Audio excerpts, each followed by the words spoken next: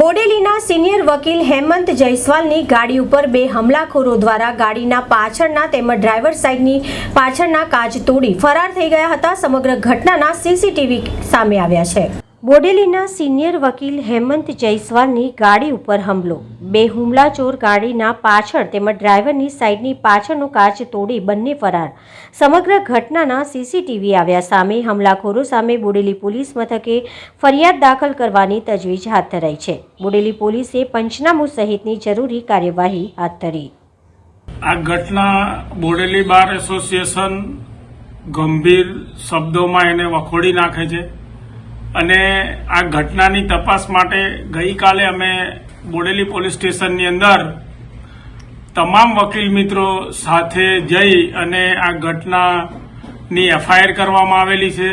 FIR રાત્રે 11 વાગ્યા સુધી બોડેલી પોલીસ સ્ટેશનની અંદર એની તમામ પૂર્તતા કરી અને બીજા દિવસે સ્થળ સ્થિતિનું પંચનામું થયું, પથ્થર રિકવર કરવામાં આવ્યા, ગાડીનું પંચનામું કરવામાં આવ્યું તથા પોલીસ દ્વારા એના સીડીઆર રિપોર્ટો અને ટાવર ડમ્પની પણ લેવાની પ્રક્રિયા હાથ ધરવામાં આવી છે। એટલે વહેલામાં વહેલી તકે આરોપીને પકડી પાડવા માટે બોડેલી પોલીસ સ્ટેશનથી ચક્રો ગતિમાન કરવામાં આવ્યા છે। માનનીય પીએસઆઈ શ્રી મેડમ ખૂબ જહેમત ઉઠાવી રહ્યા છે, બોડેલીના પીએસઆઈ શ્રી।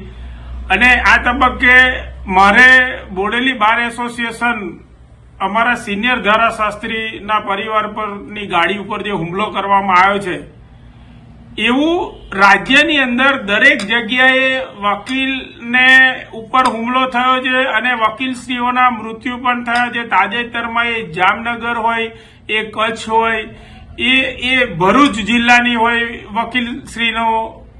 તો આ જે ઘટનાઓ વકીલો ઉપર હુમલાની જે થઈ રહી છે એની અંદર અમે રાજ્ય સરકારમાં અને બાર કાઉન્સિલ ઓફ ગુજરાતને અમે માંગણી કરીએ છીએ કે હવે એડવોકેટ પ્રોટેક્શન એક્ટની માંગણી કરી અને હવે વકીલ સુરક્ષા ધારો લાવવાની ખૂબ તાતી જરૂરિયાત ઊભી થાય છે। એ માટે હું રાજ્યના તમામ બાર એસોસિએશનના પ્રેસિડેન્ટશ્રીઓ, એના સેક્રેટરીશ્રીઓ અને વકીલશ્રીઓને વિનંતી કરું છું કે જો આપણે આ રીતે જાગીએ નહીં તો ગમે તે વ્યક્તિઓ આવી રીતે હુમલા કરશે અને વકીલોને નુકસાન થશે, એના પરિવારને નુકસાન થશે। હવે એની ચિંતાની ખૂબ જરૂરિયાત ઊભી થઈ એવું લાગી રહ્યું છે।